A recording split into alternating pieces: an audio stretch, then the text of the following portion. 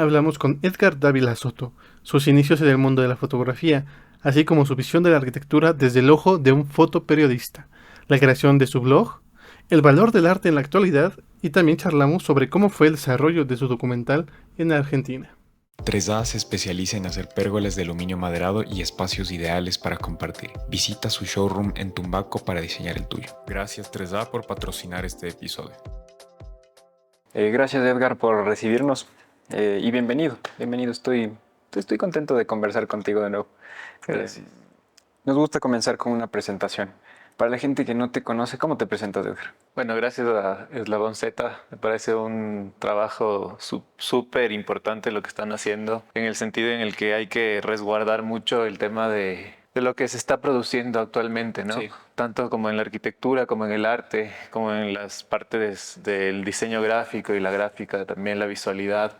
Lo sonoro, creo que es un trabajo bastante interesante lo que vienen haciendo. Para las personas que no me conocen, mi nombre es Edgar Dávila Soto, yo soy fotógrafo, trabajo haciendo periodismo, tengo un espacio digital, una web, donde voy reuniendo fotografías de espacios de artistas, talleres, también espacios de museos, espacios culturales. Entonces como que me he movido un poco en el ámbito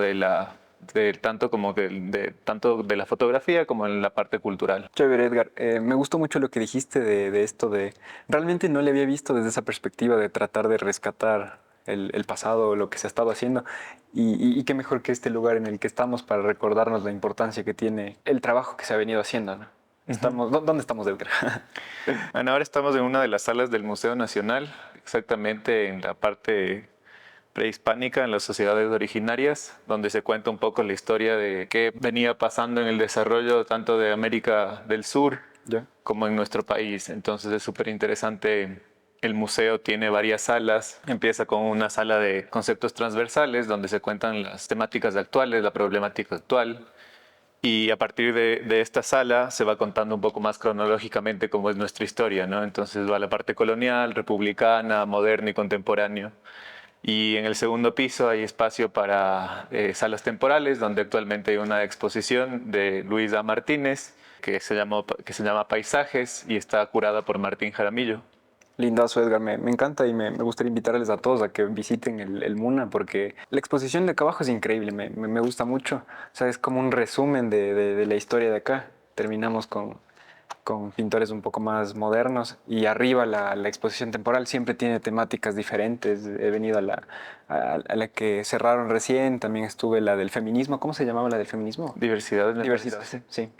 Me parecían geniales las exposiciones. Edgar, ¿cómo llegas al mundo del arte? Llego particularmente por una relación súper cercana de amistad con una artista grabadora que se llama Martina Samaniego. Ya. Ella trabaja sobre la técnica del grabado y empezamos como a trabajar sobre su página web. Ya. Entonces dentro de su página web ella necesitaba un soporte visual de fotografías, archivos. Entonces lo que empezamos a hacer con ella es un trabajo constante, continuo, de ir un par de veces a su casa, a su taller, a verle trabajando. Tuve la oportunidad también de participar en una de sus clases en la Universidad Católica y darme cuenta también cómo es su proceso, ¿no? de enseñanza hacia las otras personas de su técnica. Y a partir de eso como se generó como una amistad por sobre todo. Y a partir de eso también un trueque, ¿no? Que el trueque muchas veces, justo en las sociedades originarias, Sí. era muy válido, muy utilizado.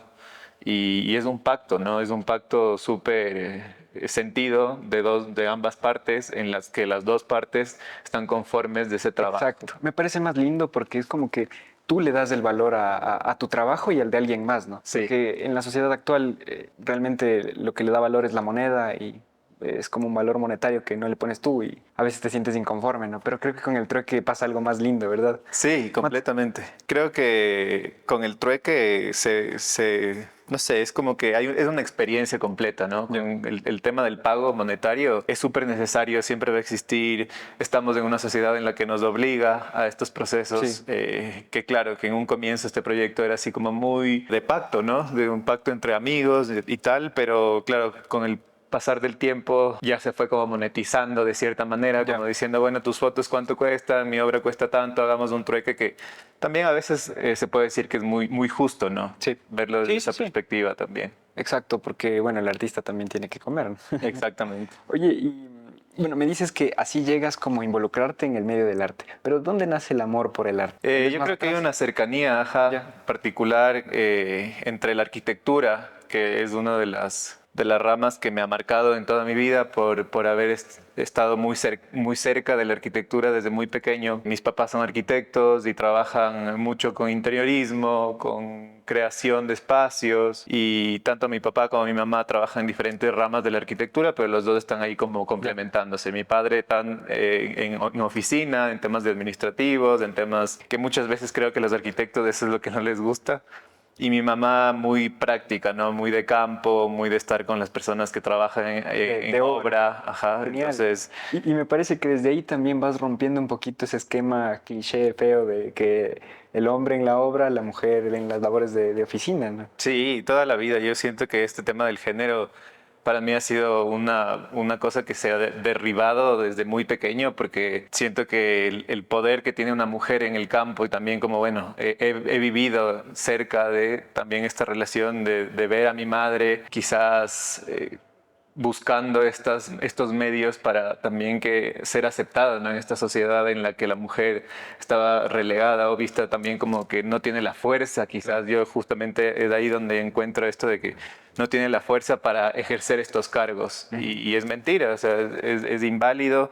A partir de mi madre he visto amigas, primas, un montón de personas que han pasado y que han tomado el tema de la arquitectura como una de sus carreras principales, y ahora están liderando en el mundo de la arquitectura, del diseño, del interiorismo, mujeres, hombres. Creo que el género ajá, Es irrelevante, creo. irrelevante Sí. completamente. En relación a las habilidades que tiene una persona. Y en relación al arte, ¿cómo ves en el mundo del arte este tema del género? También creo que es algo que se opacó, ¿no? En cierta época la mujer, tenemos aquí grandes artistas que como trabajo del Museo Nacional se está gestando. Próximamente va a haber una muestra de 3 mujeres que vivieron en 1930 más o menos, en los años 30 acá en Ecuador, y que son poco conocidas. Y creo que parte de la gestión del museo ha sido como visibilizar a mujeres en todo su proceso de vida, ¿no? Entonces han habido muestras de Olga Dueñas, de Araceli Gilbert, de algunas artistas La mujeres. exhibición de Olga Dueñas me encantó. Sí, sí, sí.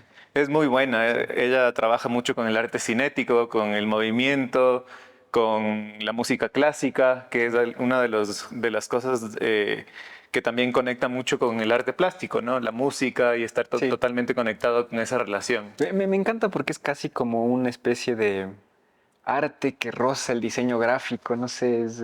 lindísimo, ¿no es cierto? Sí, bueno, es arte, es completamente una artista plástica, ¿no? Porque Sí. tiene una habilidad completa en el manejo también de la pintura, Ajá. pero esta posibilidad también de crear este movimiento con estas fibras que van junto a la pintura hace que también tenga esta onda de, puede llegar a parecer diseño gráfico. Exacto.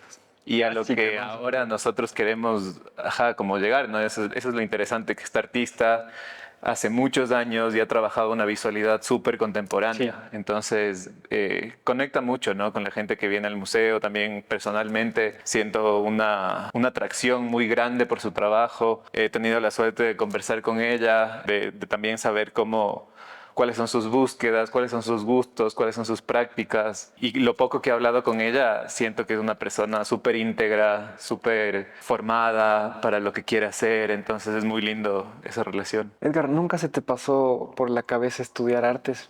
Nunca se me pasó por la cabeza.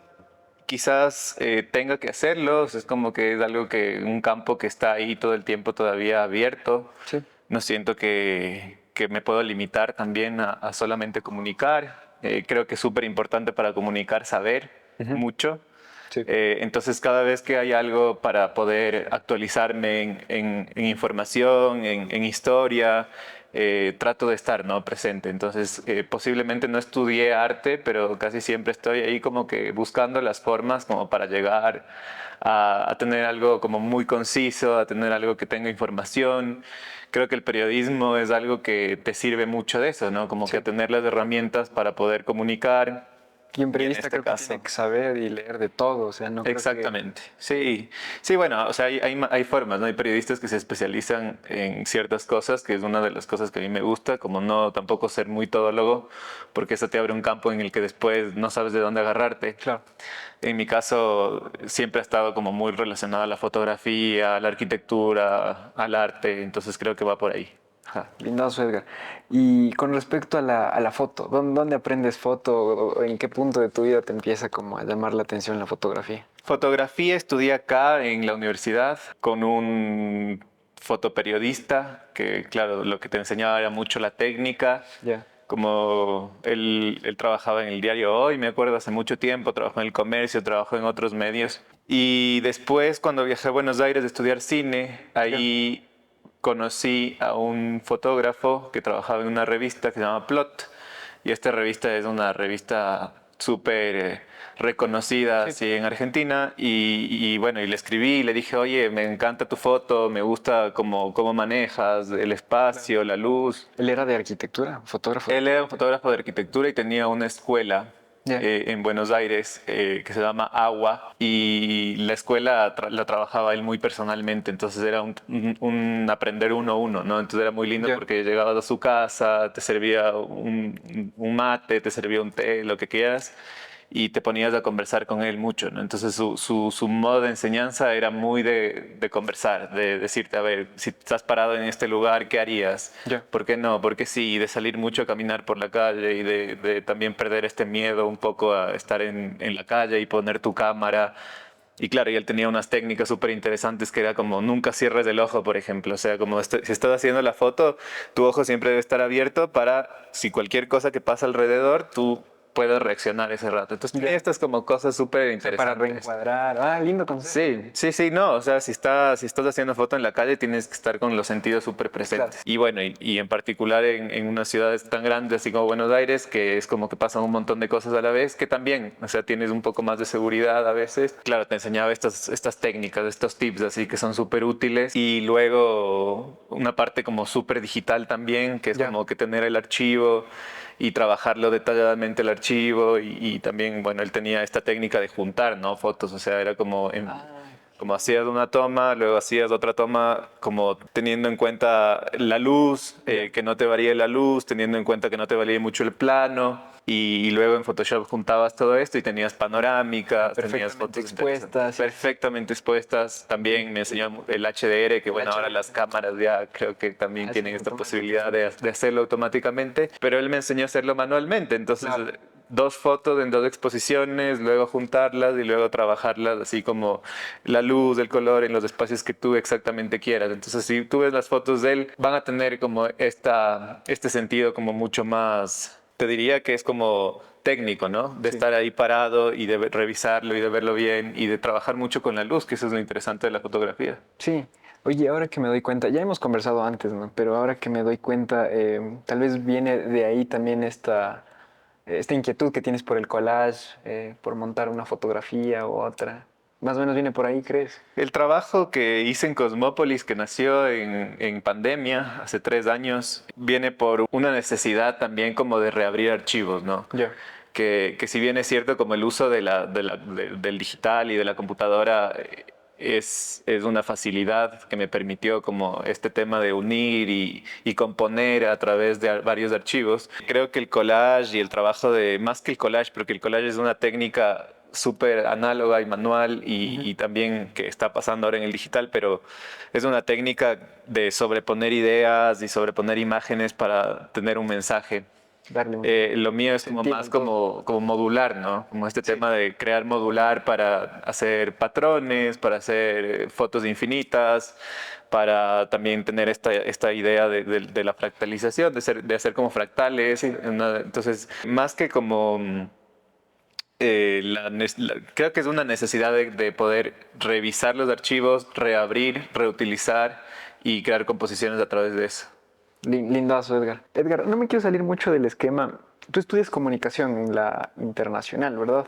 ¿Por qué decides estudiar comunicación? Yo decidí estudiar comunicación bueno, primero por un gusto mucho por lo visual. O sea, siento que sí había una necesidad de aprender a comunicar.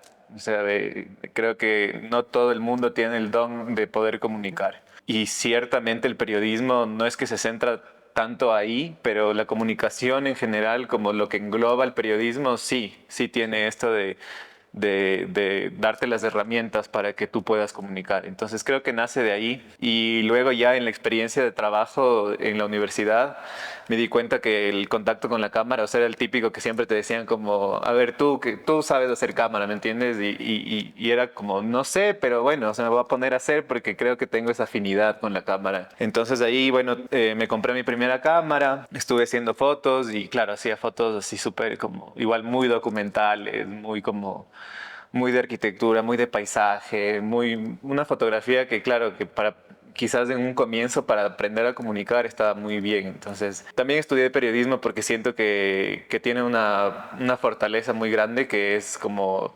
poder investigar, poder... Creo que tiene muchas herramientas. Entonces, esas herramientas me han permitido llegar hasta donde estoy ahora, creo. Ja. Sí, y desarrollar, bueno, me gusta mucho conversar contigo porque, no sé, o sea, estás involucrado en muchos campos. La comunicación desde tu blog, en la colección de arte, en la producción de arte. Yo creo que esas herramientas que me hablas, que aprendiste de la comunicación, te han servido para todo lo que haces hoy. Cuéntanos un poco del blog. El blog nace más o menos hace unos 6 años cuando yo regreso de Buenos Aires Ya. y empiezo a buscar sobre arte, ¿no? Porque siempre había esto de, bueno, voy a aprender y a conocer y también quería como meterme mucho más en el arte contemporáneo, porque el arte históricamente como que existe una cronología, tenemos una línea de tiempo, hay referentes y tal. Pero le sentía como súper desordenado al arte contemporáneo y como que cada uno tiraba para su lado y como que no veía cosas claras y no veía cosas concisas. Entonces empecé a buscar y no encontraba, bueno, encontré un par de espacios digitales donde ya se creaba como un índice de artistas, donde estaban los nombres, una documentación. Y bueno, entonces dije, desde mi experiencia, desde mi visión, desde mi posibilidad, voy a crear este blog donde se cuente las historias de estos artistas, pero no necesariamente a través de su técnica ni de su proceso de producción, sino de su espacio. Y como me atraía mucho como retratar lugares y retratar estudios y retratar como la luz y así, entonces como quise crear un blog donde exista la posibilidad de que tú entres y veas el trabajo de cada artista, pero contado desde su espacio. Y así lo he venido haciendo como ya, como te digo, 6 años. Es algo que sigue, es algo claro, que tiene sus altos y bajos, que tiene sus paradas y que tiene sus nuevos comienzos. Porque siento que sí un poco de la comunicación, que es como no todo el tiempo puedes estar haciéndolo y haciéndolo y haciéndolo porque necesitas pensarlo y repensarlo y repensarlo. Entonces estoy en un momento justamente de inflexión en el que también siento súper necesario como hablar sobre nuevos artistas, conseguir nuevos perfiles, seguir buscando y seguir indagando, porque lo interesante del arte es que la gente se sigue formando, sigue teniendo nuevas curiosidades, sigue buscando nuevos temas. Entonces, Siguen evolucionando. exacto, el arte y los artistas siguen evolucionando, los espacios de trabajo siguen evolucionando. Recuerdo una vez que una curadora que es súper famosa de acá me dijo, tu trabajo en realidad no va a ser como si tienes la mejor foto del mejor artista con la mejor luz, sino tu trabajo va a ser recopilar información y tener mucha información, mucha información, mucha información. Entonces, a partir de eso yo dije, bueno, sí me interesa mucho que la foto quede linda y que cuente una historia y tal, pero necesito hacerlo continuamente. Entonces, cada semana sacaba un perfil y lo publicaba y aparte de eso lo compartía y eso hizo que la gente también como que se interese mucho más en el arte, ¿no? Y también como eso me permitió y me dio la posibilidad de empezar como a recolectar, que es algo que a mí me interesa un montón, que es como esto de coleccionar. Justo el día de ayer me decían como, bueno, ¿y qué vas a hacer con tantas obras? ¿Por qué no vendes? Y a mí no se me había pero ni pasado por la mente vender la obra de este proceso de coleccionar, porque en realidad le siento como un todo, como una unidad. Y es de lo que hemos hablado también, ¿no? Casi que se siente como una sola obra. Exacto, sí, exacto. Y que va a seguir creciendo acorde hacia donde yo sienta que es como que, no sé, quiero investigar. O sea, por ahí hay un artista que está trabajando con nuevos medios y no sé, me gustan los nuevos medios. Siento que no hay que darle mayor importancia a uno ni a lo otro. Ya. Siento que hay que también ser súper imparciales, ¿no? En este tema. O sea, hay artistas que trabajan con nuevos medios y es igual de relevante que las artes plásticas y que la pintura y que la escultura. Entonces, sí, creo que esta composición de colección de obras va creciendo y va teniendo una forma y va teniendo un nombre y va siendo como un cuerpo que habla por sí solo. Sí, ¿te refieres a toda la obra o a Ranti en específico? Me refiero a toda la colección. Ya. Creo que toda la colección es el todo. Ranti es el resumen de todo este tiempo de colección. Y para mí Ranti también fue como una experiencia súper interesante de saber cómo la gente como aceptaba o cómo se relacionaba con una colección privada. Porque muchas veces estamos acostumbrados acá, al menos en Ecuador, a ver muchas exposiciones de procesos, de técnicas, de trabajo. Pero no hay muchas exposiciones de colecciones privadas. Es más, yo no he ido a muchas de acá, a menos de que me invite el coleccionista a su casa y me diga como, mira, esta es mi casa, esta es mi colección. Pero de ahí como que no se le exhibe, no se le expone. Hay como un cierto como desinterés quizás en mostrar la colección a los otros y mejor como tenerlo puertas adentro, ¿no? ¿Y a qué crees que se deba? ¿Crees que se deba a... Yo sé que también se le ve al arte como una especie de negocio, ¿no? Como yo invierto en una obra y espero que en un futuro valga un poco más. ¿Pero crees que se deba a que la mayoría tiene solamente esa perspectiva? ¿O a qué crees que se deba a que no quieran exponer? O sea, el arte es un negocio. Yo siento que el arte también Y tiene... qué bueno que le digas así. Sí, porque un artista no puede vivir solo de la investigación, no puede vivir solo de producir, no puede vivir solo de aplausos en una exposición. Un artista tiene que vender y para eso también hay un mercado que va creciendo, que va fluctuando, que va también juntándose con otros mercados, entonces... De hecho, creo que sí, el arte es un negocio, pero es súper necesario como ser súper sensible ante eso también. O sea, no por ser un negocio, entonces vas a ponerlo todo a la venta, ni siempre vas a estar pensando en, esta obra cuesta tanto, mejor voy a invertir solo en esta obra porque este artista, o sea, al menos no hay una ambición atrás de eso, Sí. personal.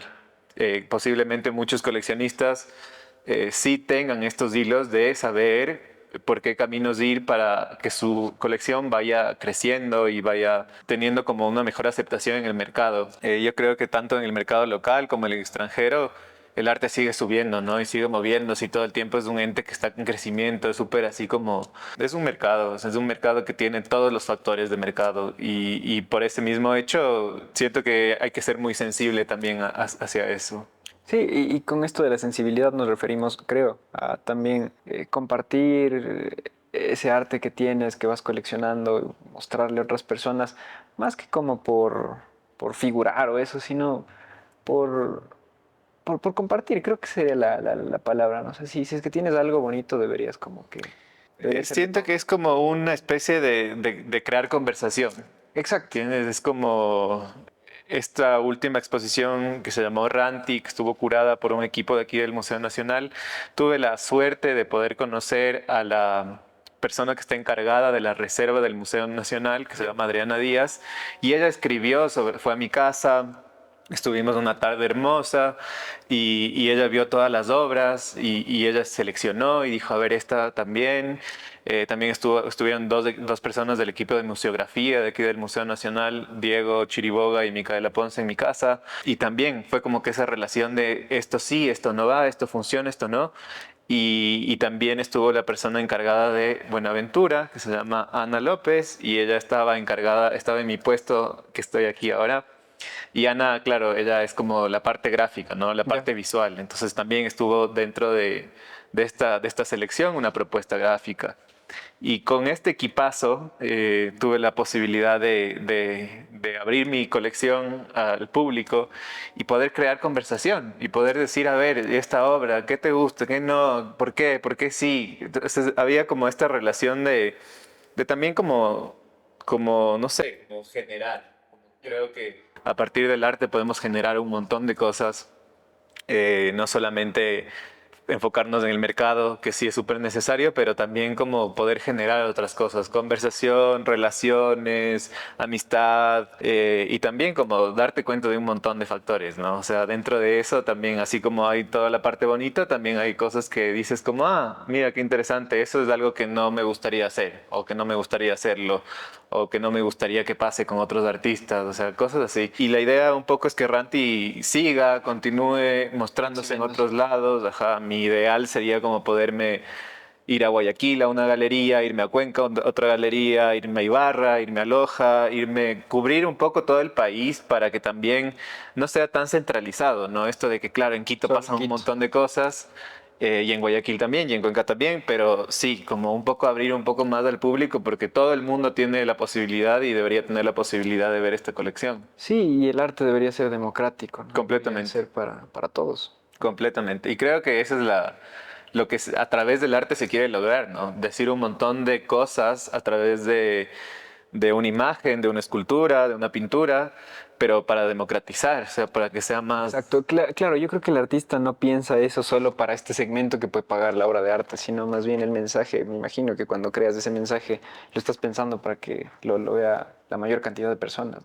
Sí, como hemos conversado y la otra vez que conversamos te decía que es súper interesante el concepto del arte, ¿no? Como que siempre atrás de esta forma, de esta figura o de esta pintura hay un concepto súper fuerte, más aún si es social, más aún si puedes ayudar a un grupo de personas que no sé, que no tienen las mismas posibilidades, por ahí creo que esa es una finalidad más rica del arte, ajá. Sí. Hablando un poco del mercado y del arte como negocio, ¿cómo es el mercado ecuatoriano? Tú que estás inmerso en el arte. ¿Cómo le ves al mercado del arte ecuatoriano? Desde las dos perspectivas, desde la oferta, o sea, desde la gente que produce y desde el mercado que demanda. Desde la oferta creo que hay un tema de una riqueza, o sea, solo vernos aquí Sí. es darnos cuenta de la capacidad que tenemos los ecuatorianos como para poder Producir. producir y también como para estar al mismo nivel que cualquier otro artista en el mundo. Entonces, desde la parte de la oferta y desde la parte de los artistas, creo que tenemos mucha riqueza, tanto como conceptual, como tanto técnica, como de conocimiento, de avances, de tecnología. O sea, veo que cada vez más las personas estamos como ahí tratando como de seguir, ¿no? De seguir, de continuar con este tema de hablarlo hacia el mundo y de expandirnos, de abrirnos. Y como demanda también, siento que hay grupos de personas que están completamente como enfocados en comprar, en adquirir. Cada vez veo más jóvenes así como interesados, porque es eso, como no es necesario tampoco que compres todo, sino simplemente que te interese, que vayas, que participes. Sí. Y con ese interés yo creo que ya hacemos mucho. Entonces ya la capacidad adquisitiva, sí, o sea, posiblemente no todos podamos llegar a tener cosas que nos encantaría tener, pero creo que más desde el proceso, ¿no? De eso de estar presente. Entonces la demanda también. Veo que hay mucha gente que consume arte, que recién han creado un libro donde están 100 artistas ecuatorianos, que se exporta arte, que hay más artistas cada vez más en otros países, ecuatorianos en otros países, exponiendo. Entonces va bien, sí, es un gran Sí, mercado. desde los dos lados entonces. Sí, tenemos. completamente. ¿Un artista puede vivir solamente del arte acá? Sí, yo creo que dependiendo de cómo te muevas, ¿no? Como toda profesión. Yo creo que el arte es como cualquier otra profesión y es como saber en dónde estás, saber con quién te relacionas, saber dónde puede estar tu trabajo. Siento que sí, se puede, que muchos artistas también como que se dedican otro tiempo a cosas más que les rinda dinero, porque el arte también necesita ese tema de que sea como un movimiento, ¿no? Continuamente. Entonces veo estos perfiles de personas que sí crean y son 100% creadores, 100% artistas y muy pensadores, pero también hay gente que se dedica a hacer otro tipo de gestión, trabajo, dar clases, qué sé yo, como para también tener un equilibrio.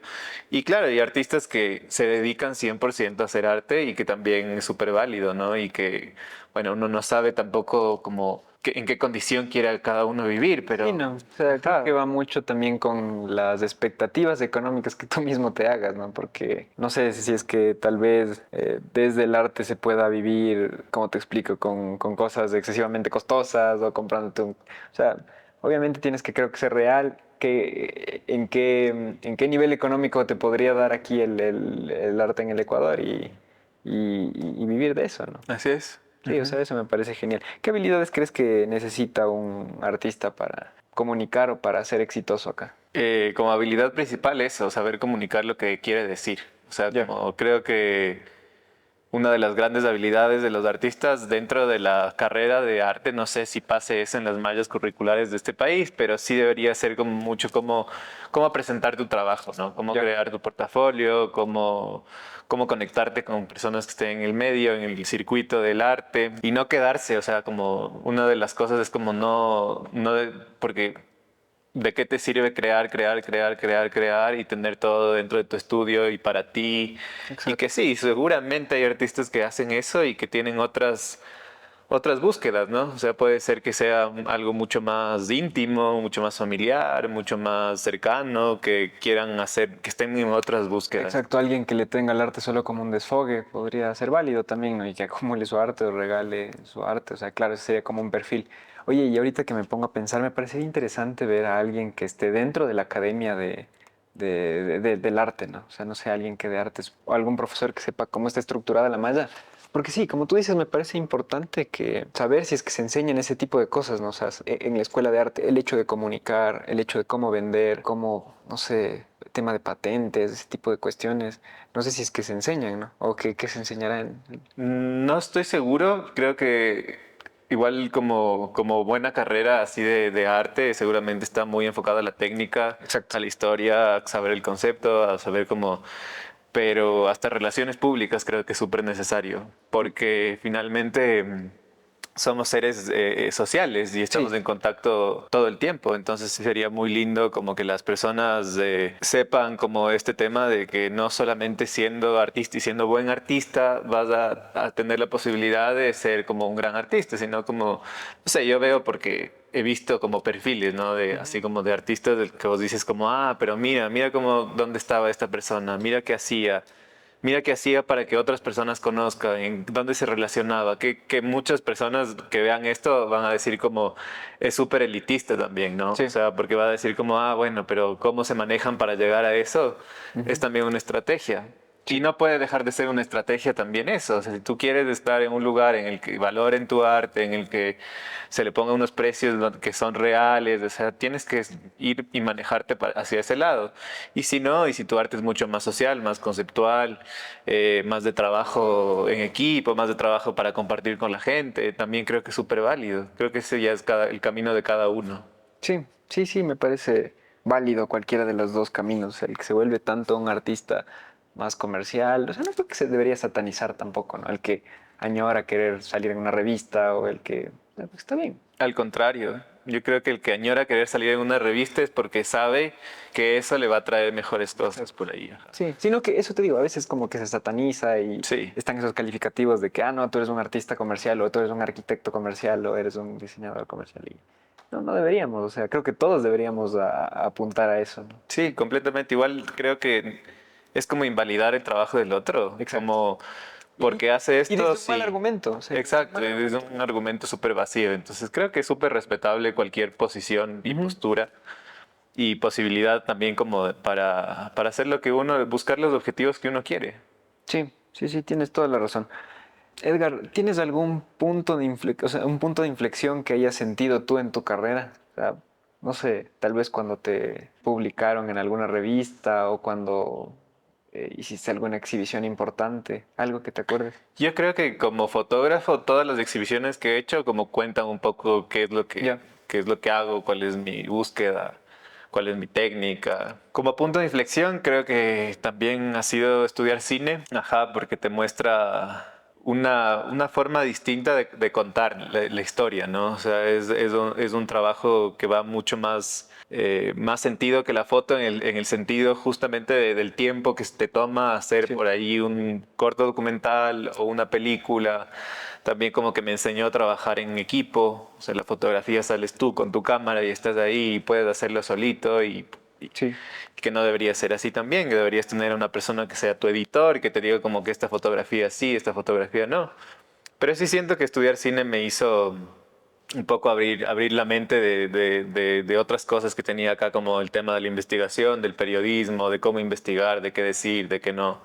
Ajá, entonces sí, el cine es un campo súper, súper interesante. ¿Qué te abrió? Y bueno, para estructurar bien esto, primero tú estudias comunicación, después estuviste trabajando un tiempo y después fuiste a hacer la maestría. Sí, sí, sí, sí, justo es lo que te comentaba, que es súper importante esta experiencia, esta necesidad de salir de la universidad y no lanzarse y decir como, bueno, quieres estudiar tal cosa Sí. porque no tienes experiencia, entonces No sabes ni qué te gusta, tal vez. no sabes lo que te gusta, no sabes si vas a ser bueno en ese campo, qué sé yo, un montón de cosas. Entonces, como experiencia, sí fue muy lindo salir de estudiar periodismo, darme un tiempo en medios de acá. ¿Qué hacías en ese interludio? Trabajaba en televisión, haciendo reportería ¿Qué tal? y haciendo investigación. Chévere, lindo, o sea, es chévere, es un campo también súper como formal a veces también como, no sé, siento que los medios son, al menos en el país, estuve y viví un momento en el que los medios todavía estaban siendo escuchados, todavía estaban siendo vistos, todavía estaban siendo, creo que ahora como es muy, muy masivo este tema de consumir medios tradicionales, pero siento que el contenido ya está en otras plataformas. Sí. El contenido de verdad, el contenido con condumio, el contenido que sí, lo otro es mucho más informativo. Entonces sí viví esa experiencia de trabajar ajá, en un par de canales de televisión, en el que también hacía cámara, en el que también editaba, en el que yo mismo me ponía delante de la cámara. O sea, Presentabas viví esa también. experiencia, sí, sí, completamente en Buenos Aires hice reportería internacional desde allá para acá. Para un canal Y grandísimo. sí, y es como también darte cuenta de que cuando estás en un medio, muchas veces sí tienes equipo y muchas veces no, y tú mismo eres tu propio equipo, entonces es eso de también formarte de todos los ámbitos, ¿no? Entonces, claro, es saber cómo poner la cámara, saber cómo hablarle a la cámara, llegar a la casa, saber cómo abrir el programa de edición, editar y mandar y estar en contacto continuamente con el director acá y estar diciéndole, bueno, ¿y qué hago ahora? O sea, es como un trabajo que vos dices como, bueno, eres casi un todólogo y por eso también es lo que te decía, es súper necesario como saber cuál es la fortaleza de uno, ¿no? Y poder decir como me enfoco en esto, ajá, quiero hacer esto. Para poder ver qué camino sigues. Exacto. Entonces trabajaste aquí en ese interludio. Después te vas a Argentina. ¿Qué tal la Argentina? ¿Qué se enseña Bien, allá? hay una escuela súper formal en cuanto al tema del cine, como tienen una escuela súper ya poderosa y súper así marcada. Yo, por el tema de investigación y de periodismo, también me fui por el lado del documental. Estudié guión, estudié creación de personajes, estudié un poco de arte, estudié un poco de musicalización también, Ya. pero los 2 últimos años hice documental con la Escuela Cubana de Fernando Birri, que es una escuela que se enseña desde Cuba, desde la Escuela de Cuba, que también tiene como rasgos muy latinoamericanos, de lucha social, de género, de un montón de cosas que a Latinoamérica nos ha faltado decirlo y hablarlo. Entonces viene desde ese lado, como el cine de Fernando Birri. Y cuando me abren este campo de investigar sobre este señor y cómo lo hablaba y cómo lo decía, entiendes un montón de cosas, como por ejemplo, por qué en Ecuador o por qué en Latinoamérica tenemos todos estos rasgos sociales que son súper marcados y que son súper necesarios decirlos y hablarlos y exponerlos y presentarlos, ¿no? Entonces creo que es algo que también como que me marcó en mi fotografía, en mi video, en todo lo que trato de decir. Hay algo por ahí que tiene esto de esta escuela importante. Donde se nota lo latinoamericano. Sí, claro. Luego regresas acá a Ecuador, ¿verdad? Y Luego vuelvo a Ecuador, ajá, después de 2 años de estudiar allá. Trabajé haciendo una tesis sobre un tejedor del cañar, que es un tema justamente antropológico, etnográfico, en el que yo, claro, mientras hacía una investigación allá, entré a revisar acá y veo que les dan unos premios a unos artesanos premios en el gobierno de Rafael Correa. Se premia a unos artesanos y mi búsqueda era ver cómo viven, ver qué hacían, ver qué hicieron con este premio, porque era un premio monetario. Entonces, a través de investigar así en medios, llego a Manzanapata, que es una ciudad muy chiquita en el Cañar, y está como justo al lado de una montaña. Y yo venía como ya leyendo mucho sobre el Inti Raymi, sobre el costumbrismo, sobre las formas etnográficas, sobre la simbología. Le conozco a un señor, a un tejedor de allá, de Salta, un salteño, que era súper interesante porque la Casa Salta está ubicada en la Avenida de Mayo, que es una de las arterias principales de la ciudad, y yo pasaba todos los días por ahí para irme a la universidad y le veía a este señor tejiendo atrás de un vidrio. Y tejía y tejía y tejía y la gente pasaba y cruzaba y cruzaba. Entonces un día puse mi cámara delante de este vidrio solo para darme cuenta qué cantidad de gente pasaba y sin pararle mucha bola. O sea, o sea, solo era como una sensación también visto como, no sé, como un animal raro, digo yo, porque estaba atrás de un vidrio metido ahí y nadie le paraba bola. Y claro, y dentro de toda su historia como argentino, ellos tienen un tema de genocidio súper marcado, súper grande y súper fuerte. Y las últimas comunidades indígenas quedan al norte, al lado de Salta, Jujuy y casi en la frontera con Bolivia. Ya. Entonces fue súper interesante. Yo un día ya entré y le dije como, bueno, quiero conocerte, ¿cómo estás? Mi nombre es Edgar, me encantaría hacer un video de tu trabajo. Y él se abrió como completamente porque seguramente nadie o pocas personas hacían esto. Entonces, Interesaba por lo... exacto. Entonces tuvimos una amistad y como fue muy lindo como saber sus procesos de producción, porque claro, era un artista que sabía de tejido, pero ya era como un tejido contemporáneo, ¿no? Entonces ponía historias sobre, no sé, sobre el corralito, sobre cosas que ya eran mucho más contemporáneas dentro del tejido. Ya. Y otra de sus cosas que era súper interesante era que él había creado una composición con profundidad, que dentro del textil andino es muy 2D, o sea, Claro, muy como... sí, sí, sí. ajá. Ah, o sea, él estaba como haciendo un poco de perspectiva, digamos, Sí, de sí, hasta cierto completamente. punto en tejido. En tejido. Wow. Entonces él se llama Jesús Casimiro, si pueden así como investigar sobre su vida. También ha hecho expo de allá en Buenos Aires, así como muy conceptuales con el tejido. Y es súper interesante porque yo regresaba con esta mirada también y con entender cuáles eran nuestras historias dentro de los tejidos, o sea, qué simbología había, qué mensajes todavía había guardados. Y entonces vengo a Manzanapata, le conozco a Jesús, a Juan Tenesaca, Ya. y me voy 21 días a vivir con él y con su familia, claro, con un acuerdo previo, hice varios viajes antes y hasta que él aceptó, ¿no? Y dijo, bueno, ya, porque Tanto no es tan fácil, ajá, como poder, tanto que insistes, entonces ven a vivir acá. Y viví allá, me fui con un amigo que me ayudaba haciendo sonido y grabamos 21 días antes del Inti Raymi, su vida y la creación de un poncho rojo, que ellos lo usan en momentos y ocasiones especiales como matrimonios, Navidad, Año Nuevo. Y es un poncho con un hilo de lana súper finito, así súper como hilado, o sea, la textura del hilo es muy fina.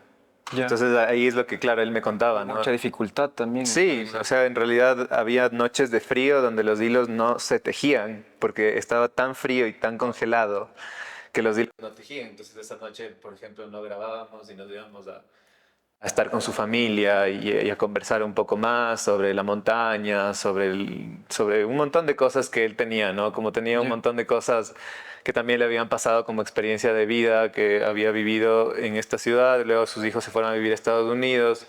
Y claro, y siempre repetía esto de que, claro, ahora nadie sabe tejer y ya se ha perdido la técnica y lamentablemente él fallece en la época de pandemia. Y estoy con esta onda de también ahora saber qué pasó con su familia, dónde estaba Y alguien Almazara. heredó la sabiduría que... Sí, que tiene el esposo de la hija del que estuvo al lado de él todo el tiempo. Entonces, él todavía teje fajas con iconografía andina, que seguramente él es el que está con todo su acervo, su trabajo. Y también, o sea, tiene una historia ahí muy interesante que es muy lindo, que eso va a salir en el documental. Entonces, mejor así mantenerlo ahí. Lindazo, lindazo. Me gusta mucho cómo ese trabajo casi que de arqueólogo, de poder documentar y recuperar este tipo de cuestiones. ¿Crees que se podría hacer algo para que no se pierda esto?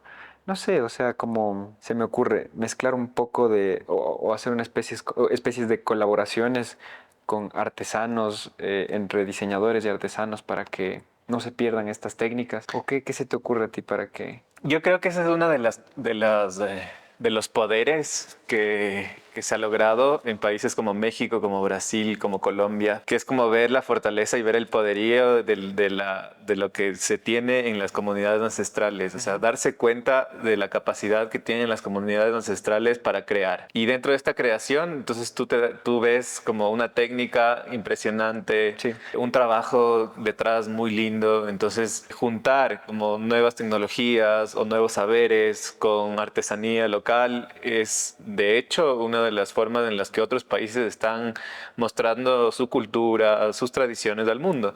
Que claro, de cierta manera todavía hay este tema de que la artesanía es muy seriada, ¿no? O sea, Sí. está completamente hecha en serie. Que esa es una de las fortalezas de la artesanía también, como no sacar un solo objeto por 3 meses, sino hacerlo como en una cantidad en la que tú dices, igual se cuida el trabajo, igual se cuida la técnica, igual se cuida el concepto, pero está hecha en serie.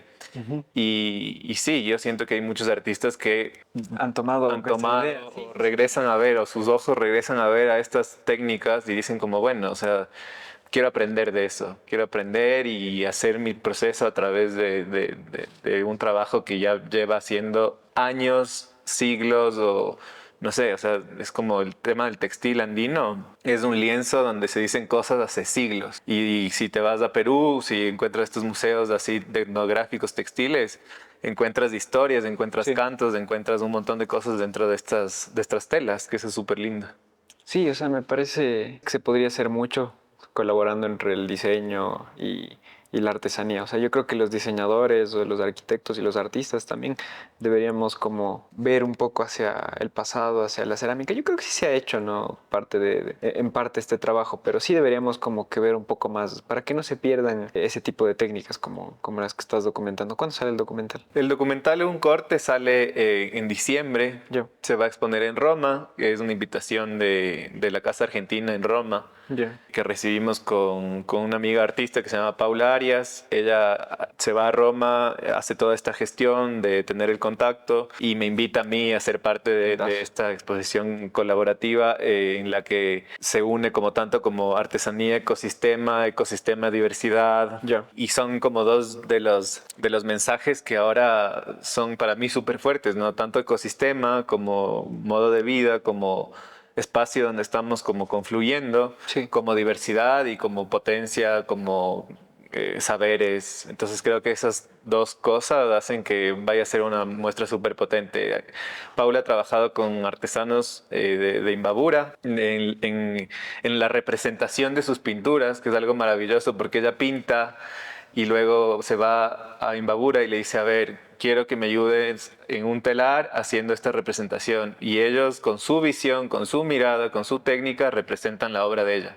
Entonces es un trabajo espectacular que seguramente con el documental de Juan y algunas fotografías vamos como a complementar y vamos a hacer algo bastante potente. Ojalá se despierte esa perspectiva que te digo o sea, con este tipo de documentales, esta perspectiva de regresar a ver a lo nuestro, a la artesanía, a la historia, sería buenísimo. Quisiera que empecemos a hablar un poco ya de tus procesos. No, antes de eso, me gustaría recalcar también que el documental llevas haciéndolo 10 años.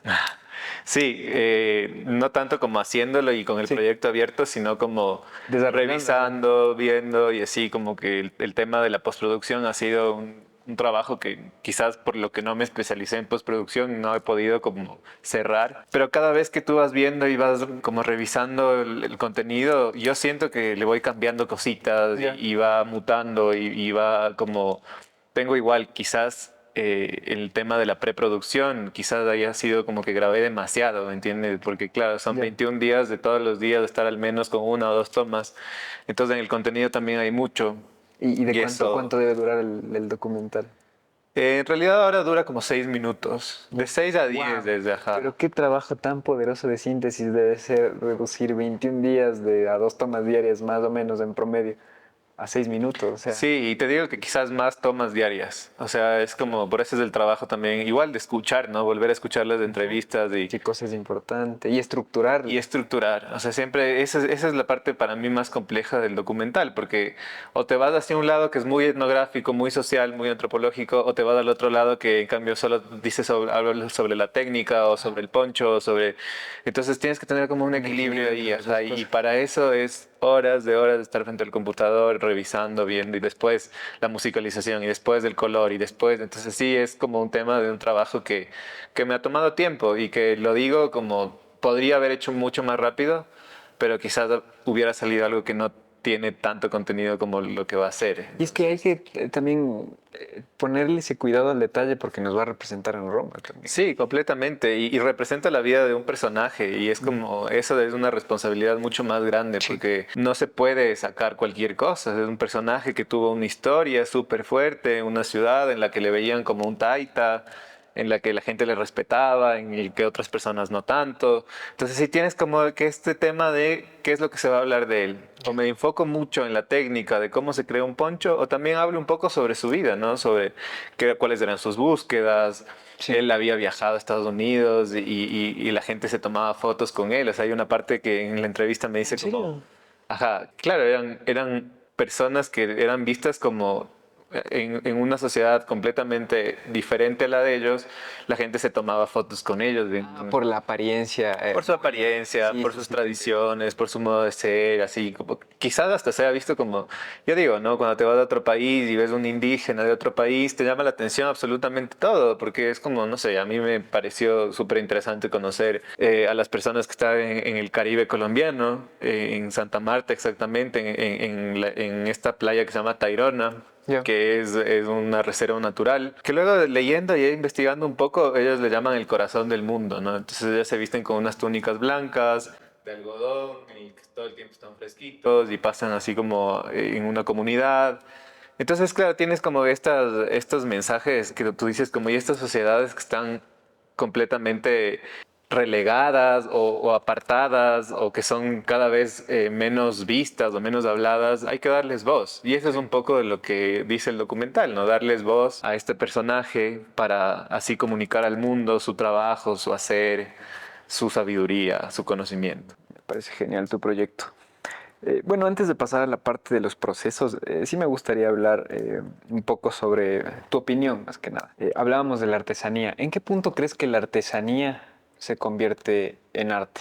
Hablemos también con otro paralelismo. ¿En qué punto la fotografía documental o la foto de arquitectura se convierte en arte? Entre la artesanía y el arte, siento que es cómo se le presenta. O sea, siento que es como dónde se lo exhibe, cómo se lo exhibe, para qué se lo exhibe, con qué fin se lo exhibe. Entonces, si hay una artesanía que está muy bien trabajada, que tiene un concepto, que tiene una idea, que tiene una forma, que está expuesta en un museo, que está en una galería, entonces ¿por qué no va a ser arte? También como todo el contenido que tiene, ¿no? O sea, si lo vamos a ver como una cesta que lo construyó una señora, entonces, y se está vendiendo en la esquina de un... Claro, eso no tiene un fin de, o sea, no tiene una especie de concepto ni algo que comunicar, es solamente... Sí, y también es porque yo siento que todo es lo que, cómo le das valor a las cosas. O sea, es como tanto en la fotografía también, una fotografía documental, una fotografía que soporta otros temas, que soporta otras ideas y otros conceptos, puede llegar a ser arte en cuanto esté bien tomada, en cuanto la luz esté bien hecha y en cuanto haya un concepto atrás que se forme y que forme una idea precisa y poderosa y que esté expuesta hacia personas que lo valoren de esa manera, ¿no? O sea, creo que como toda comunicación tienes que dar y escuchar, entonces como que tiene que haber este medio de comunicación en el que hay un receptor, hay un emisor, hay un mensaje y donde más, y siento que lo más importante es que haya una especie de escuchar lo que regresa de ese envío del mensaje, ¿no? Como de estar súper alerta a esta información de cómo la gente lo recibe. Ya. Entonces, tanto en lo uno como en lo otro, creo que sí, puede ser arte las dos en cuanto a cómo tú lo expongas, en dónde lo expongas. También en la fotografía, no sé, hay un tema del cuidado, ¿no? Es como si está una foto digital en tu disco duro, bueno, es un archivo más, pero si ya pasas a una impresión, a un papel en el que va a durar 100 años, en el que la persona que te lo imprime está teniendo todo el detalle de imprimirlo con los mismos colores, con una definición perfecta. Entonces, claro, eso se torna ya como un proceso de trabajo y una labor como mucho más interesante. Sí, sí, sí. O sea, yo rescato dos cosas o quiero como puntualizar con dos cosas que dices en esto. La primera es como la parte de la comunicación, ¿no? Que tiene que haber algo que quiera decir esta obra o un concepto, llamémosle concepto más bien. Y la segunda creo que es las intenciones, ¿no? Las intenciones que tiene tal vez el artista detrás de esta obra. A veces pueda que no se dé tanto cuenta de eso, pero si es que tiene unas intenciones, creo que ahí se le puede calificar de arte, ¿verdad? Sí, sí, yo creo que son como el concepto y los objetivos. Exacto. El Objetivos o concepto, intenciones. sí, y también como, bueno, hay también el arte no conceptual, ¿no? O sea, que no necesariamente dice nada, pero hay que entender que cada obra tiene su espacio y Ya. que cada obra, si está bien conceptualizada, Ujú. tendrá alguien que lo reciba y tendrá alguien que lo comente y tendrá alguien que lo compre y tendrá alguien que lo exhiba. Entonces sí, es súper importante eso de darle un gran espacio a lo que cada uno hace, ¿no? Que esté súper bien cuidado. Esa es la... Buenas. Ya hablamos un poco desde consejos, desde la parte o dirigidos hacia los artistas, ¿no? De qué se requiere para ser exitoso o bueno, o ver el arte como desde la perspectiva de un negocio. Ahora quisiera que nos ayudes como diciéndonos qué es lo que tú ves al rato de adquirir una obra, de comprar una obra. ¿Qué es lo que te llama la atención o qué le aconsejarías a la gente? Yo creo que eso es súper personal, es una pregunta demasiado personal porque a mí me pasa que cuando yo me sorprendo de una obra es o por su técnica, porque está muy bien hecha, o Ya. por su concepto, porque tiene un concepto súper marcado y porque tiene un mensaje poderoso. Tanto las dos, cuando se juntan las dos, ya es algo así como wow, o sea, esto es. De todas formas, creo que es muy personal ese tema, como que es como hay personas que es muy variante, es como, no puede ser como algo tan rígido. Ya. O sea, no podemos decir como a una persona, esto es como algo que Esto compra o esto no ajá, compra. esto compra, esto no compra, Pero no. bueno, ahí nos diste como que una pauta al menos Sí, para la sí. gente que está iniciando, ¿no? O sea, fijarse mucho en las intenciones o los objetivos de la obra y en la técnica, ¿no? Sí, y también un poco como no deslindar como la historia de estos creadores, ¿no? Como a mí me gusta mucho el investigar sobre por qué este artista o este artista están haciendo tal o cual cosa. Entonces ahí te vas dando cuenta que sí es consecuente con lo que está haciendo. Entonces dices como, bueno, sí tiene valor esto, porque Claro, porque el arte es como, creo que un reflejo del artista, ¿no? O sea, es una expresión del humano, ajá. sí, sí, sí, eso es lo que hablando, bueno, con el Pablo Iturralde, que es el capítulo que subimos hoy, es lo que le separaba, en cambio, al diseño del arte, ¿no? Que el diseño no debería ser el reflejo del creador, ¿no? El arte, en cambio, sí, o sea. Y él le daba un consejo a las personas jóvenes. Si es que quieren expresarse, estudien artes. Si es que quieren ayudar, estudien diseño. Y me Buen parece consejo. bien, me parece bonito. Sí, sí, es que un poco creo que el diseño tiene que trabajar sobre la funcionalidad, ¿no? Sobre resolvernos del día a día. Problema. El arte no, el arte puede ser algo, como te digo, puede ser algo que no tiene absolutamente nada que ver con un concepto ni un mensaje, o sea, podría llegar hasta ese punto, pero sigue siendo arte por su técnica, por su trabajo. Ajá. Genial. Edgar, ahora sí quisiera hablar un poco de tus procesos. ¿Cómo empiezas o cómo abordas tú un proyecto en cuanto a fotografía, por ejemplo? En cuanto a fotografía, hay como, te podría decir como varias formas. Creo que tiene varios procesos. La primera es investigar en cuanto al blog, es investigar este tema sobre la producción contemporánea actual, quién está en el medio, quién está creando, cuáles son los mensajes que está diciendo tal o cual artista. Entonces creo que parte mucho desde la investigación y también como de buscar perfiles, ¿no? Que estén en producción actual y continua y que estén abiertos también como a darme este espacio donde yo pueda retratar su vida, su casa, su estudio. En cuanto a otros temas, como por ejemplo las composiciones y el tema de generar a través de un archivo, viene una parte mucho más técnica, que es como encontrar un archivo que funcione y empezar como a repetir, ¿no? Y a trabajar con esta repetición y que logre tener una composición que sea como muy equilibrada, que sea muy armónica, que por ahí, no sé, es como encontrar también algo que muy adentro mío me guste, ¿no? Me guste y me diga como, bueno, funciona. Esto es una composición que funciona. Y en cuanto, no sé, ahora el trabajo que estoy haciendo acá en el museo es mucho como de investigar también de los artistas, de saber cuáles eran su relación con el mundo, qué estaban diciendo a esa época, para a partir de eso generar un tema de algo más visual, algo más gráfico. Entonces vienen como estos procesos también como de, sí, leer un montón. Leer un montón sobre, sí, y también como ver así como ver obras de otros artistas. Justo tenemos la propuesta de renovar el Museo Camilo Egas, que está en el centro de Quito, y dentro de esa propuesta está crear toda la parte gráfica, ¿no? Entonces, desde el color, desde la parte de tipografía, desde la señalética, cómo vamos a hacer para que la gente se sienta en un lugar donde quiera volver, donde quiera estar cómodo, donde entienda todo el mundo, si de una persona de aquí o de Medio Oriente, entienda y entienda la vida de este artista que es tan importante para el país. Sí. Entonces sí, creo que son procesos distintos desde el blog como un tema de estar en la contemporaneidad y estar como que buscando artistas que estén en producción actual, desde el tema de la composición, cosas muy técnicas, equilibradas, color, armonía, y desde el tema ya del trabajo como tal en el que hago día a día, mucho de investigación, leer y también proponer y dejarse como guiar, ¿no? Que eso es interesante. Buenazo, buenazo, Edgar.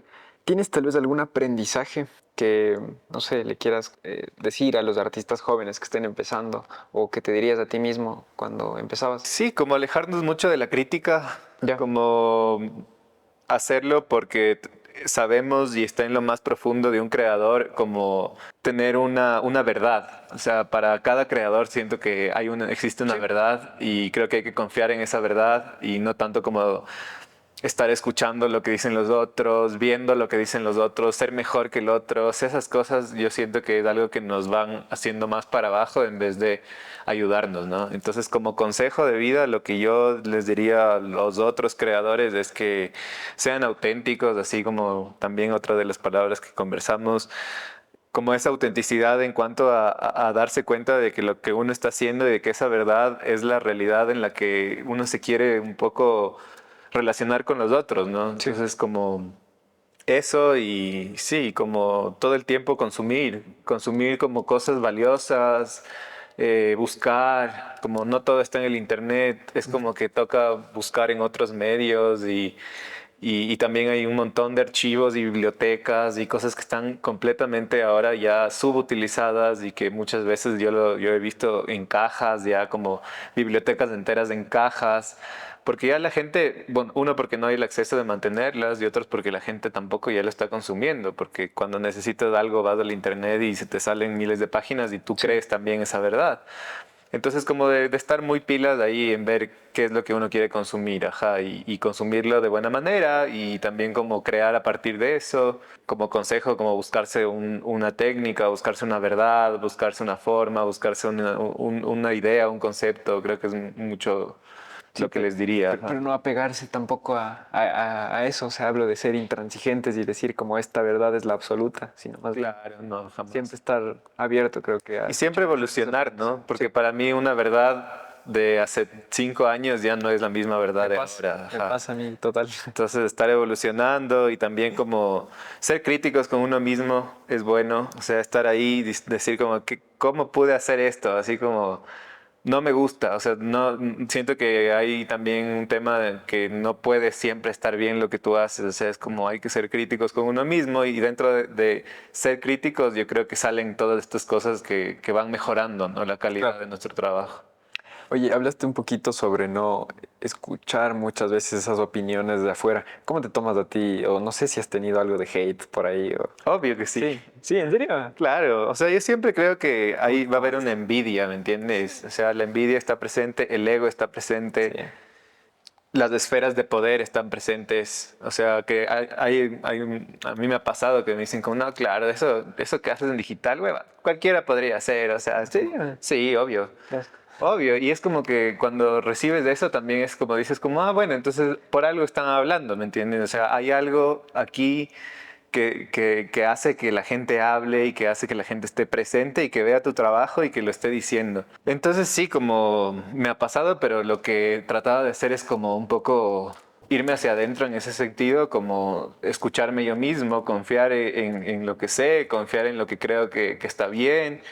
Para suerte, también existe gente que me dice, oye, qué bacán lo que haces, te compro, mira, tengo un espacio en mi casa, el que no está tan bonito, ven a mi casa, te invito, nos tomamos un café y ponemos una obra tuya. Entonces, creo que ha habido personas que me han permitido entrar en su espacio desde mi arte, que para mí un poco ahora va desde la fotografía y el tema de las composiciones.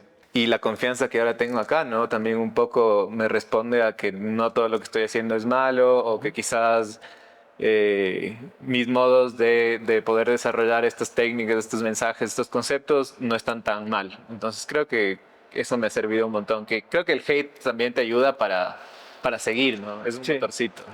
Le tomas como un motivo. Claro. Sí, sí, sí, yo creo que hay que tener un poco de sociópata desde esa perspectiva. Claro, completamente. Igual había gente que decía como, no, es que tú eres fotógrafo, no deberías escribir, ¿cachas? Es como juzgar cosas que por ahí. Y tal vez ni saben, o sea, no saben que eres comunicador. Claro, claro, pero es que estamos tan como ensimismados, siento a veces como en nuestro trabajo y en nosotros y en poder también expresarlo de cierta manera que todo lo que nosotros hacemos está bien y tal, que es muy fácil criticar. O sea, es Sí, súper fácil. es tan criticar. fácil y lo peor es que los análisis de esas críticas fáciles se hacen muy superficialmente.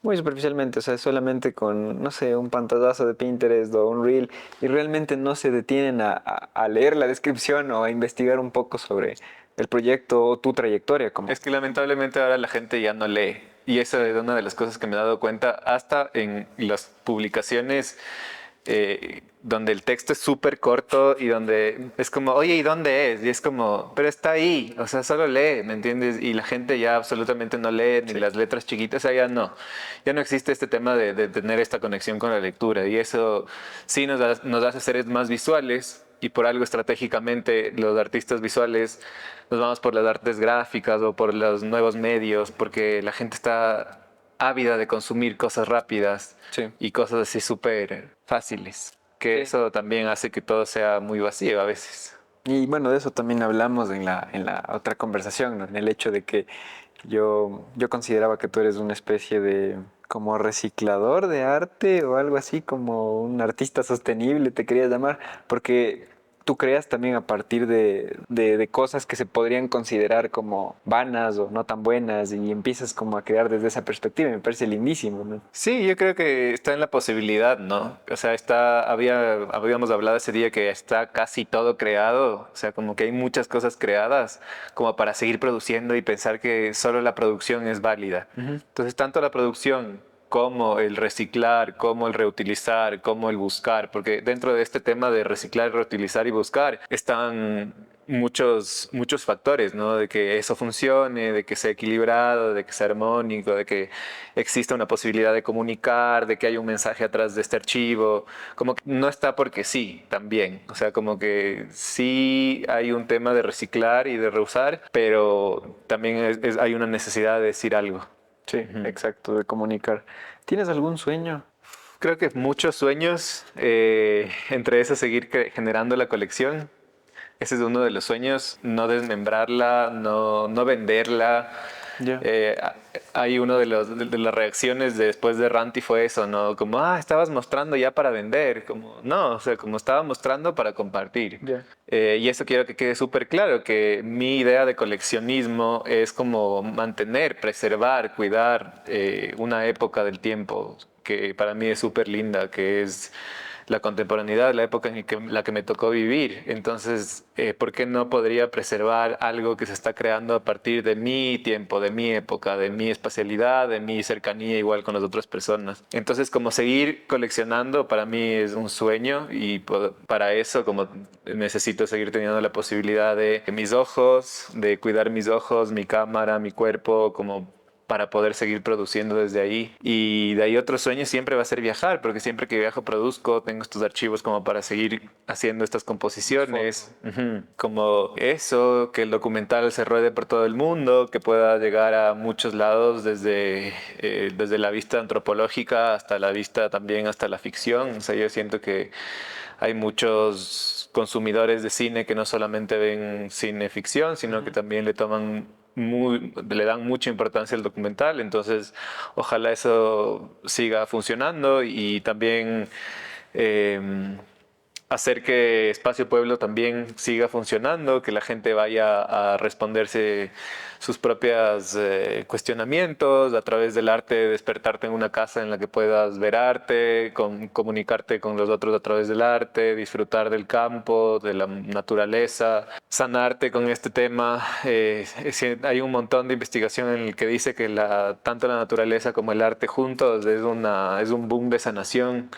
Wow, Entonces, un montón de sanación en Espacio Pueblo.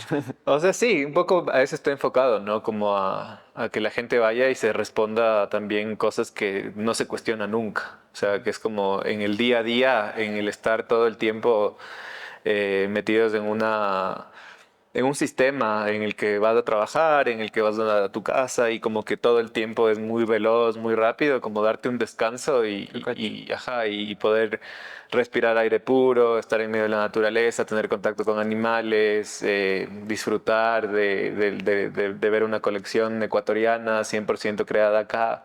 Creo que hay muchas cosas buenas, ajá. Sí, sí, sí, en Espacio Pueblo es un lugar hermoso. Bueno, yo tuve la suerte de ya conocerle. Verás, por si acaso, igual voy a hacer la misma pregunta que te hicimos la anterior vez. Uy, ojalá me acuerde la respuesta. Sí. No, es que si no, ahí veo cuál queda mejor. Ya, de una.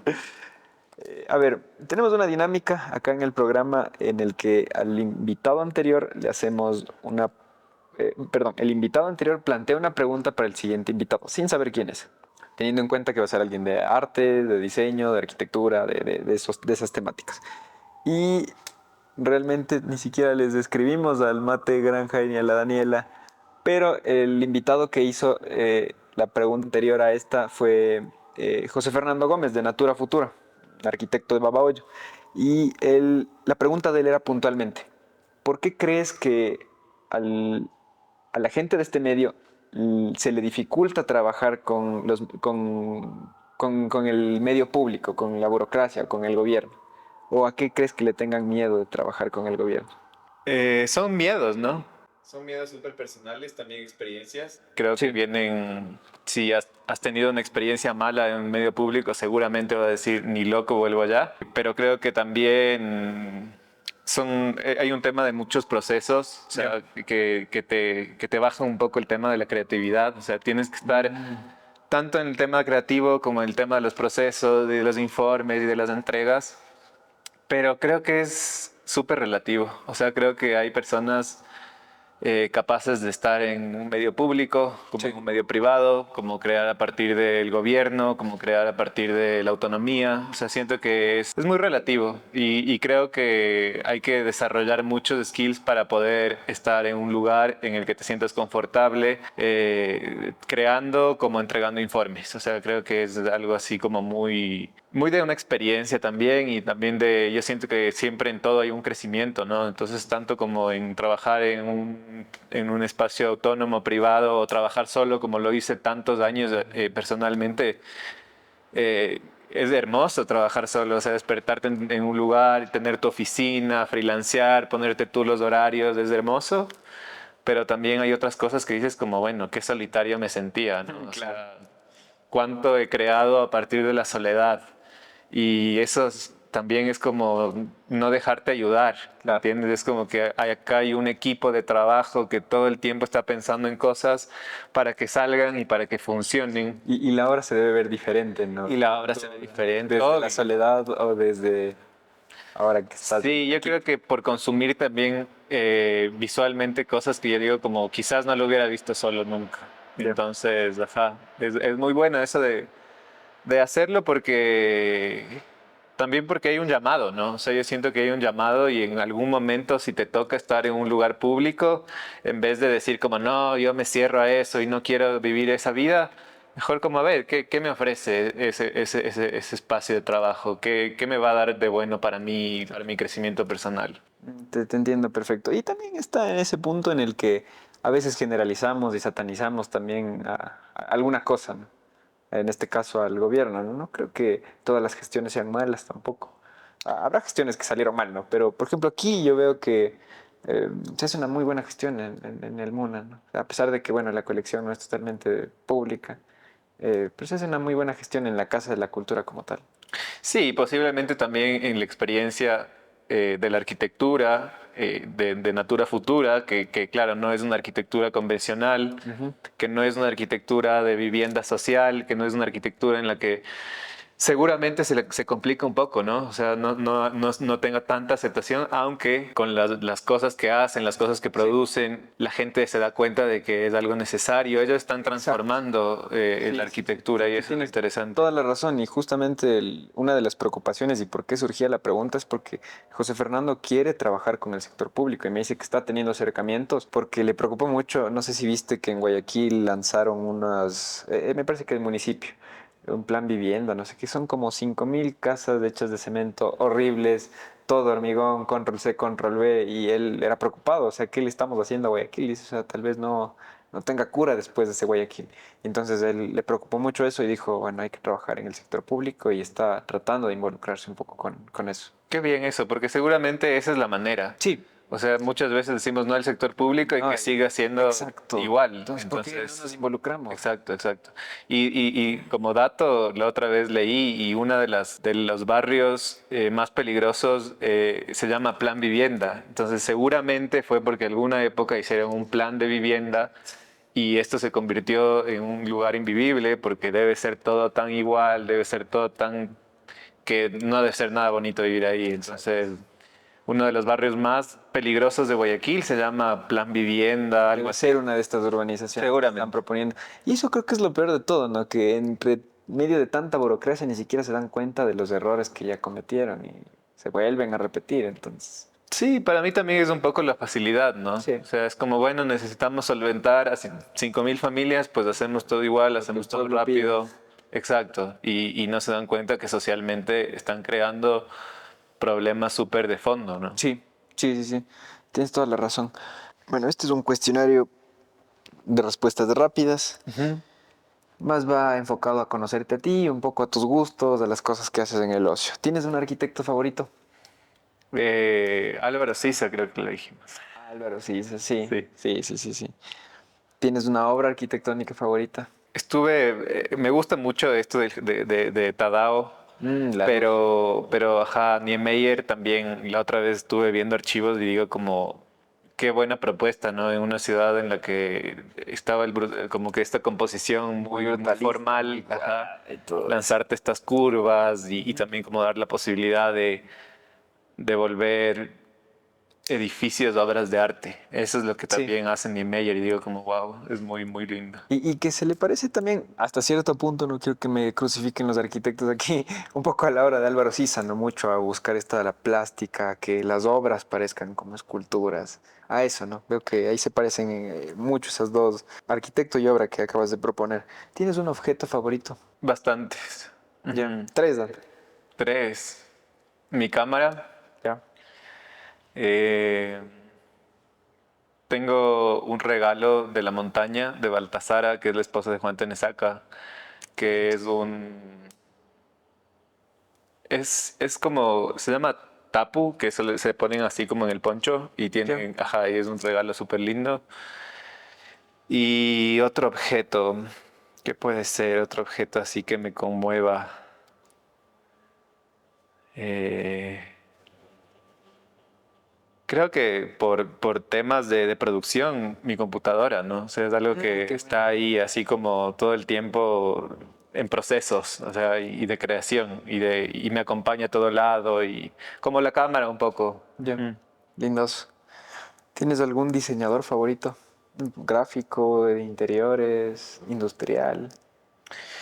Tengo bastantes también. Hay uno que no se me va el nombre ahora, que es el que diseñó toda la línea gráfica del tren de Nueva York. Ya me voy a acordar el nombre, pero él es un diseñador que yo digo como es muy lindo tener de referencia a él. Milton Glaser.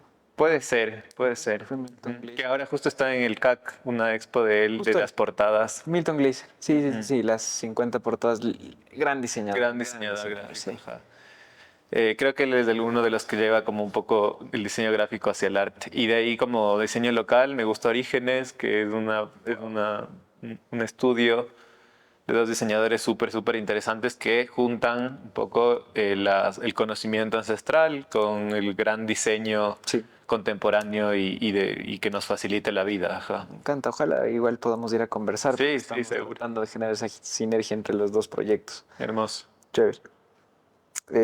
¿Tienes algún pintor favorito Ecuatoriano, así en general. en general?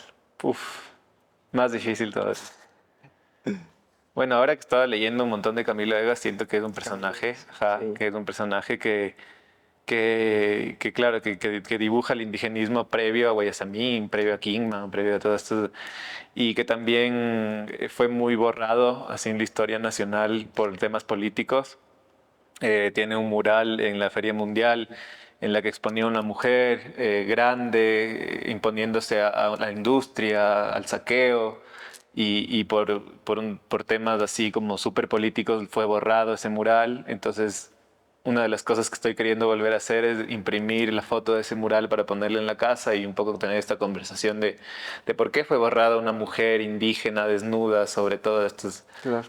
que es súper interesante y también es súper lindo como ver como su proceso de trabajo hasta cuando él ya está ya muy grande, ya vive en otro país y empieza a pintar como a las personas de ahí del metro. Entonces tiene esta obra que se llama La Calle 14, que es de este personaje que está dentro del subway así como metido en un abrigo y que muchas personas dicen que es del mismo ya cuando estaba como entrando en una locura.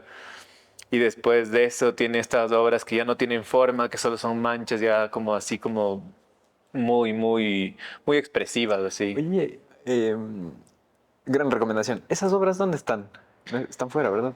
La mayoría de obras de Camilo Egas están en el MAC, también hay obras de aquí, en el Museo de Guayaquil, en el Museo Nacional, y tiene seguramente muchas de las obras están en la colección privada del hijo, de Eric Ajá. Hicieron una exposición hace un tiempo acá que se gestó a través del Museo Nacional, en la que trajeron Calle 14 acá y estuvo en el Camilo Egas. De ahí tiene Las Floristas, que es esta obra súper representativa igual de él, que es esta representación de indígenas con flores.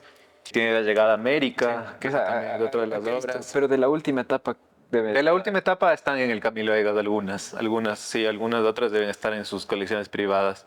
Sí, como artista él, Olga Dueñas, Araceli, recién vi el trabajo de este fotógrafo Rolf Blomberg que yo había visto los archivos y tal, pero no tanto como estar tan cercano a ver ya cosas de él, objetos, el libro que escribió en Galápagos, o sea, como que todas estas como detalles, ¿no? Que eso yo creo que hacen que te juntes un poco más al artista. Sí, sí, sí, justo en el CAC me parece que vi el libro de Bloomberg recién. Hermoso, Sí. muy lindo. Eh, ¿Qué música escuchas, Edgar? Depende de la ocasión, depende de qué esté haciendo. Mientras trabajo escucho una música, mientras Tres estoy... moods. Mientras trabajas, mientras te relajas y en el carro. Uy, en el carro tengo una colección de discos De porque todo. no tengo así reproductor, entonces tengo unos CDs de ahí, ¿En serio? ajá, de un montón de épocas. Y recién estaba escuchando, me encanta el Fabricante, me encanta, me parece un Sí. artista nacional que hay que escucharlo y que hay que ponerle oído y hay que investigarlo y hay que estar ahí. Me encanta la música electrónica para estar de fiesta, me encanta también el indie para escuchar mientras trabajo, como que depende, ajá, mucho. Chévere. Bueno, ahí nos diste buenas recomendaciones de música. ¿Alguna serie o documental o podcast que nos recomiendes? Un documental. Ajá, les puedo recomendar este documental que se creó a partir de toda la transición de la época colonial a republicana y que cuenta un poco la historia de Ecuador. No me acuerdo ahora el nombre, pero te puedo compartir ese. Por favor, ahí pongo eso, sí, los links. sí. Y también visualmente, no sé, me atrae mucho el tema antropológico, entonces tengo como ahí Ya. algunos links que te puedo compartir. Ajá. De una ahí les comparto. ¿Tienes algún libro que nos quieras recomendar?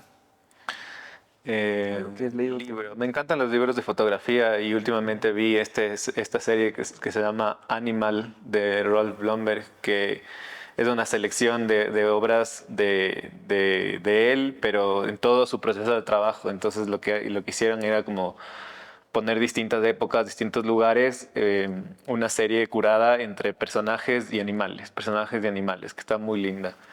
Y también hay una serie de Quito también, que cuenta como toda la historia de Quito a través de la fotografía, Ese creo que es el que está en el CAC.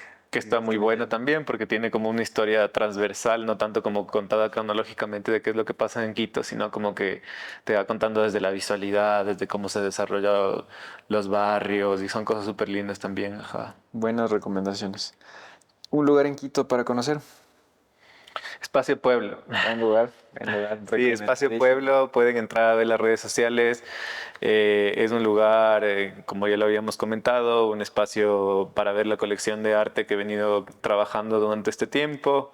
Y es un espacio donde todas las semanas o cada 2 semanas o cada mes vamos creando una experiencia para que esté relacionado justamente con la sanación, con separarse un poco de este tiempo y como para darse un tiempo cada uno, ¿no? Entonces, sí siento que Espacio Pueblo es un lugar en el que ahora se pueden crear también, se puede proponer y puedes decir como, bueno, me gustaría hacer algo así para que la gente vaya y trabaje en esto o con esta relación, Ya. que casi siempre va a estar como conectada con la naturaleza y el arte, ¿no? Que eso es lo interesante. Lindazo. Y te digo, bueno, me encantó y voy a ir el sábado. Chévere, una bestia, ahí te espero. Un lugar en el mundo, o en Ecuador o en el mundo. En Ecuador, Galápagos, creo que es una joya así natural, muy hermosa. En el mundo me encanta Portugal, me encanta Lisboa. Espero conocer así como Estambul, Turquía, como que son lugares que me atraen. También me gustó mucho el sur de España, como que Muy de Mediterránea. muy de Mediterráneo, muy de calorcito, muy de mar. Ya. Creo que eso, como ser andino, me llama full la atención. Claro, claro que sí. ¿Y un pasatiempo? Hacer fotografía, Pasatiempo. sí, me encanta hacer fotografía porque sí, la otra vez me regalaron un libro que te marca como actividades así como poco Sí. habituales de hacer fotografía, entonces Ya. me gusta mucho eso. Me gusta caminar full por el bosque, como cuando apenas puedo salir unos 10, 15 minutos a caminar, o las mañanas antes de amanecer. Ver el amanecer también es uno de los hobbies que digo como, wow, qué hermoso. Y de ahí nada, como crear, también creo que es otra de las cosas como que me presionan y que siento que es algo que también lo disfruto, como, Ya. ajá, que mientras estoy pensando digo como, bueno, estoy ya haciéndolo y no trato de no deslindarle del disfrute, ¿no? De este tema de crear con disfrute. Qué lindo que muchas de las personas con las que hemos conversado en este espacio tengan a su hobby como trabajo. Hermoso. Eso creo que nos caracteriza. Sí, es muy importante eso porque ciertamente es algo que he estado haciéndolo todo el tiempo y mientras haya esa como búsqueda y mientras haya esas como ganas de seguir trabajando por algo, va a seguir evolucionando, ¿no? No es algo estático. Entonces creo que crear y producir desde cada uno, desde lo que cada uno sabe hacer, tendría que convertirse en el hobby más grande, así para poder que sea un motor súper auténtico, súper interesante, súper vivo. Ujú. Edgar, muchísimas gracias por tu tiempo. Gracias por aceptarnos la invitación. Alejo, muchas gracias. Gracias por esta entrevista. Siento que cada vez que me hacen una entrevista, como que digo un montón de cosas y para mí es súper importante porque es lindo volverlo a ver. Sí. Y ojalá que muchas personas puedan compartir este video, que puedan inspirarse también un poco y que, no sé, lo que necesiten pueden revisar en mis redes sociales, que seguramente lo vas a compartir, y que apoyen estos proyectos que son súper interesantes en cuanto a guardar información refiriéndose al arte, a la arquitectura y a la comunicación. Gracias, Edgar. Y también que estén atentos porque vamos a colaborar ahí con el proyecto del blog. Vamos a empezar a hacer una serie de entrevistas a las personas que ya tenías documentadas en el blog, Edgar. Exacto, justo la idea un poco es revivir estas visitas y a través de su visualidad y a través de su trabajo poder como contarles a las personas cuál es el estado de estos creadores a través del video. Así que estén atentos también a eso. Gracias, Edgar.